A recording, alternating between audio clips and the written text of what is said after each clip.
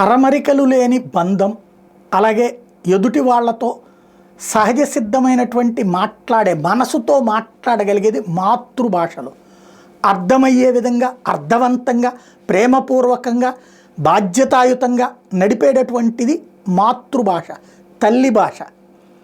ఇది కాకుండా ఉపాధి కోసం, ఉద్యోగం కోసం దేశంలో అన్ని ప్రాంతాల్లో తిరగడమే కాదు, ప్రపంచంలో ఎక్కడికైనా తిరగడానికి పనికొచ్చే భాష ఇంగ్లీష్ భాష. ఈ రెండిటికి తోడు ఇవాల్టి కాలమాన పరిస్థితులలో ఒక దేశంలోనే ఒక ప్రాంతం నుంచి ఇంకో ప్రాంతానికి వెళ్తున్నప్పుడు ఎక్కువగా ఈ దేశంలో ఉన్నటువంటి భాష హిందీ భాష. అందుకే త్రిభాషా సూత్రం పెట్టుకొస్తుంది కేంద్ర ప్రభుత్వం. ఇది అవసరం. ఎందుకంటే ఇవాళ మనం ఉద్యోగం కోసం బాంబే పోతున్నాం, గురుగావ్ పోతున్నాం, ఢిల్లీ పోతున్నాం, అక్కడ హిందీనే మాట్లాడతారు, అక్కడ ఇంగ్లీష్ వచ్చిన వాళ్ళు తక్కువ.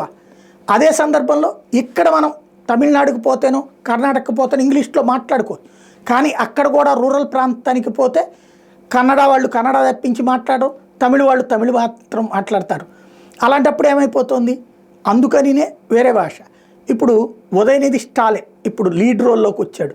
రాబోయే ఇంకొక తరం అంటే ఇంకొక 30 సంవత్సరాల పాటు తమిళనాడు ప్రజల్ని దేశానికి వ్యతిరేకంగా తయారు చేయడం కోసం, హిందీ వ్యతిరేకంగా తయారు చేయడం కోసం ఈ త్రిభాషా సూత్రానికి వ్యతిరేక ఉద్యమానికి పిలుపునిచ్చాడు.